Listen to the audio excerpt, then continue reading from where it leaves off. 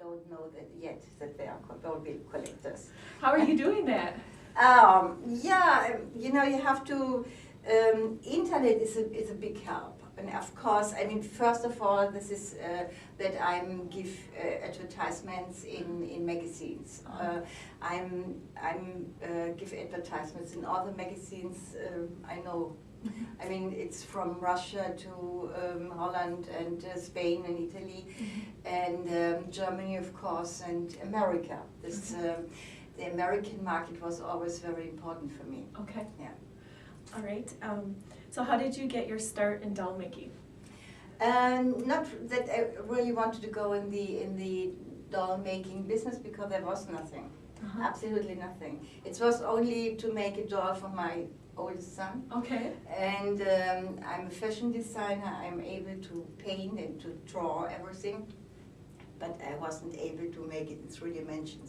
So this doll was very ugly. My son didn't like it, and I was very upset that I did something so bad, because on the other hand I was painting something or drawing a beautiful face, and here's this ugly doll. And I did not give up, and yeah, and I was also very naughty. I think 2 years later, even I was not very good. I gave seminars. Okay. And I had not to show the people in my seminar that I'm not good, so I have to be quicker than they are. Also, I have had to correct their mistakes. So I learned, because I have not to tell them they don't know how to do this, and I have had not to show it to them, because I was a teacher. Okay. So I learned to correct very quick. Okay. And I learned a lot with the seminars. Okay. And I gave seminars all over the world. So I was from New Zealand to Japan, and in all the European countries, in your country of course too. And I learned a lot from the seminars. Okay, and what kind of doll making were you teaching in these seminars?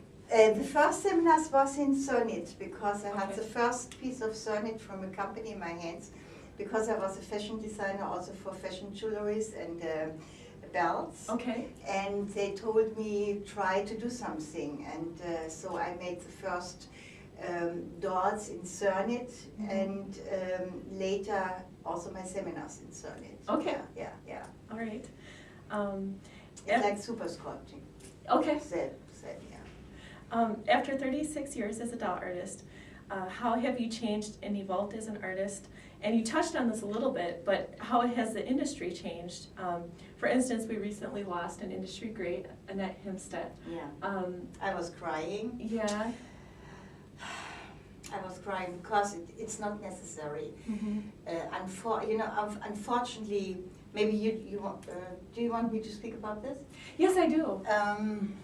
For my opinion, unfortunately, it is very difficult to produce in our countries. The labor costs are very high, and so she's not in the porcelain what I am. She was in porcelain, but she changed in to do only vinyl dolls. And in vinyl you have to produce more. You know, you need a volume. Okay. Yeah, big volume. Yes. Yeah. Yes.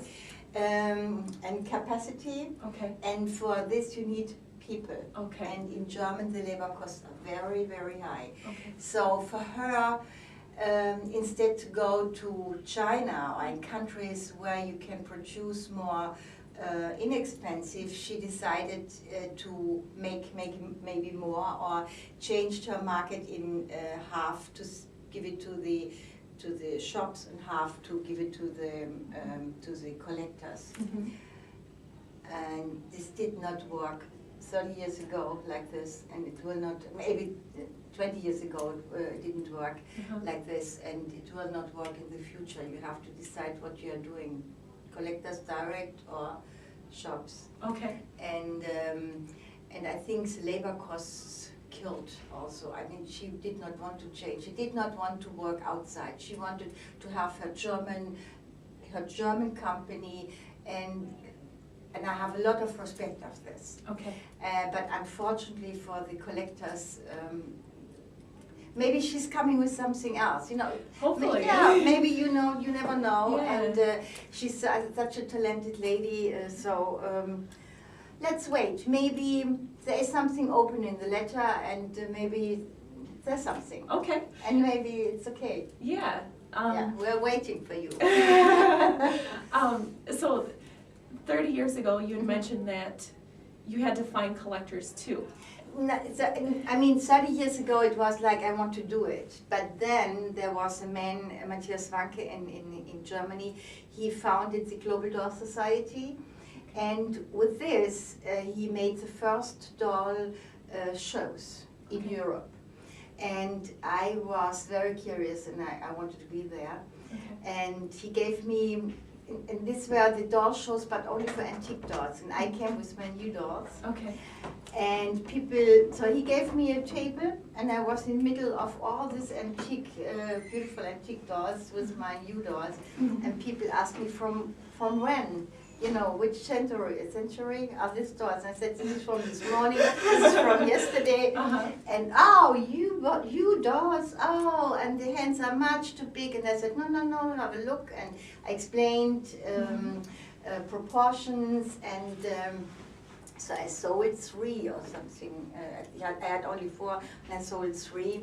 Okay. And then I told Matthias Wanke, I want to have always a table if the people come in where they, you know, you walk to the right normally if you go somewhere. I want to go always have a table on the right, and then I changed everything in white.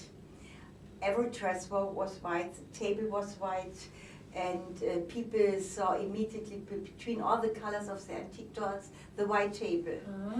And I had no cards. I said, do you have cards? They said, no, my name is Hildegard Gunzel. And so they realized, and there was a time they said to him, is she there? And so then we decided to go all over. We made conventions in New Zealand, Australia, in Switzerland, in Holland, in England, in wherever. And I showed my dolls.